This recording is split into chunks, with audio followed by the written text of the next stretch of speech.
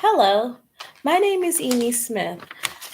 I am a songwriter and artist with Asperger's syndrome, founder of the Circle's Edge Incorporated, and author of the Bimbo Chronicles. The Circle's Edge is a 501c3 nonprofit whose mission is to fight loneliness, isolation, rejection, and bullying through outreach programs and social activities. This resolves a vastly overlooked but painfully urgent need in society, accepted to belong. And you can help make a difference in a lonely, isolated, autistic person's life and help end bullying with every book and purchase you make from our website at circlesedge.org.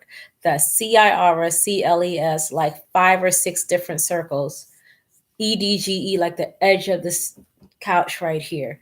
That's circlesedge.org. And reposting this video to your Facebook, Twitter, Instagram, Pinterest, and other social media accounts. Today I'll be reading an excerpt from the Bimbo Chronicles. The Bimbo Chronicles is the second book I wrote in the follow-up to The Conversation Out of Chaos. This book is a personal memoir based on how crazy and chaotic my life can be. The main character in this book is a naive, ditzy, lonely, love-shy, oblivious Aspie who is a square peg trying unsuccessfully to fit into society's rigid inner circle of expectations. She has a diverse array of unique, oddball friends that she hangs out with. The book starts from the very beginning, before she was born, and continues into her adult life. This follow-up, however, focuses on all of her many trials and tribulations of trying to land and keep a job. Oh, wow. And her pitiful state of unrequited love and her many unsuccessful, ridiculous relationship attempts. With her being such a ditzy airhead, causes even more chaos and craziness.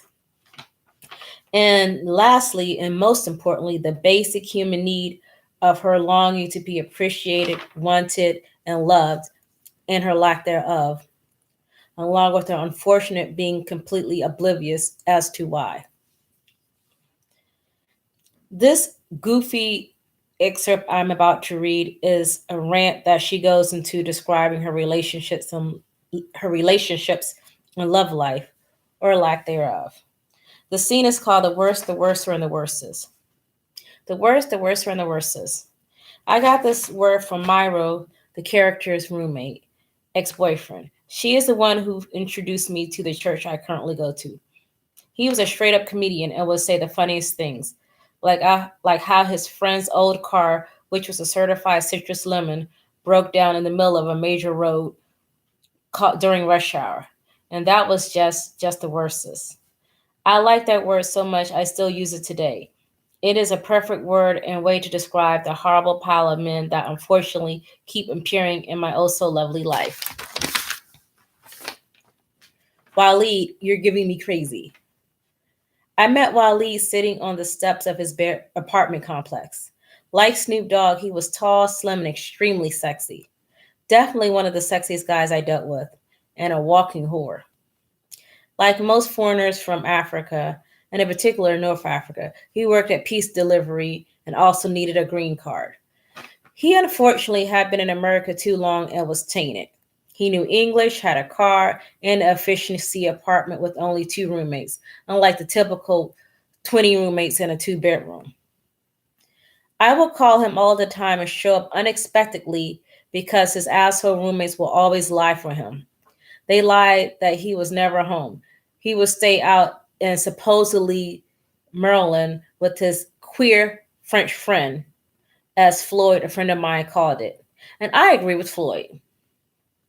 Well, this one time I called his job and some gutterette hoe answered, "Who are you to Waleed? Because I'm his girlfriend." And he had the nerve to get mad at me saying, "You're giving me crazy. It's not my fault you're a walking whore and don't know how to handle all your women. If you want to be a pimp, you first need to know how not to get caught." Of course, I would still be tempted to date him. A man that sexy is hard to say no to. Of course, I wouldn't trust him further than I could spit and would not make it a point to be faithful to a walking whore. By the way, he also asked for a green card marriage in the beginning. I might would have considered married him if he wasn't such a sloppy walking whore to get caught.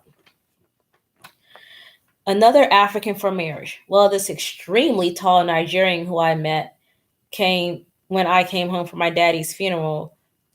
Well, there was this extremely tall Nigerian who I met when I came home from my daddy's funeral. We went out and I took Big T, a friend of mine, as a cock block. At first, he was very nice. We went to this nice coffee lounge, then back to his house. He then decided to molest me while Big T and his cousin watched TV.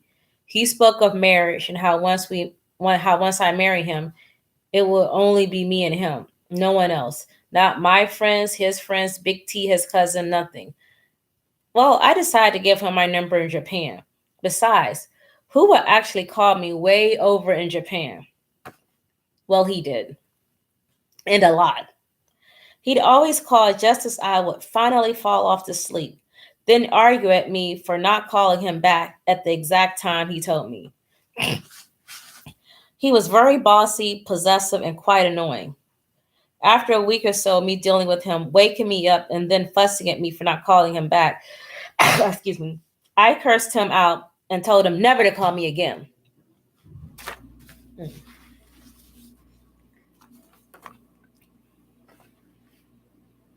Oh my goodness. Then he had the nerve to tattle to Big T on me.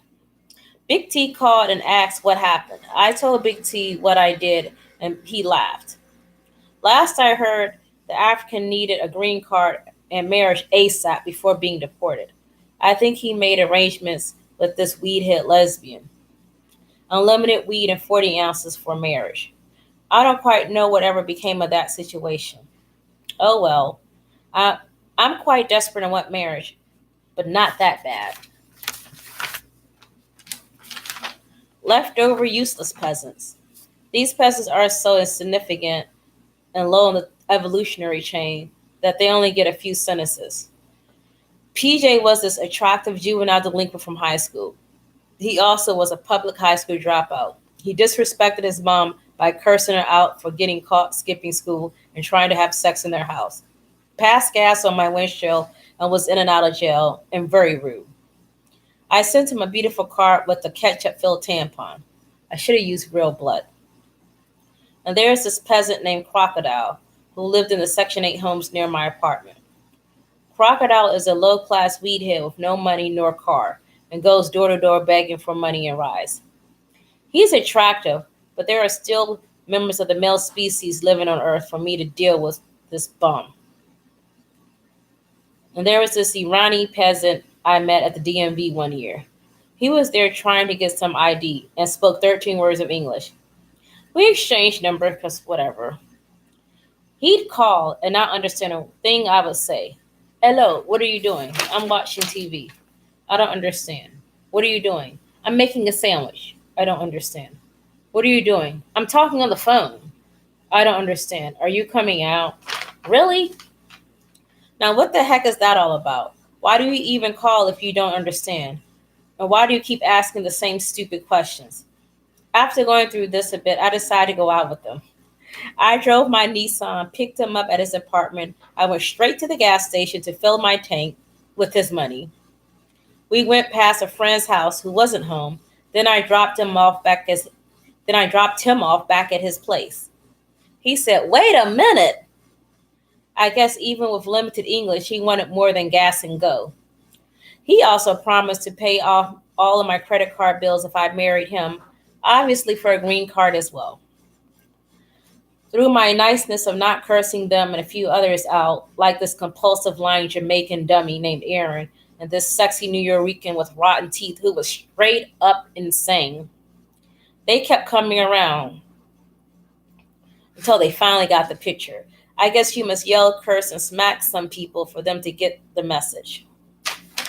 Waleed's rotten tooth roommate.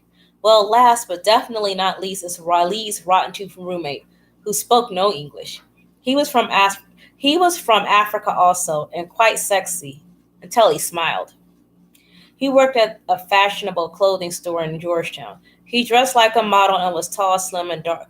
He dressed like a model and was tall, slim, dark, and handsome. I really don't know what happened to his teeth.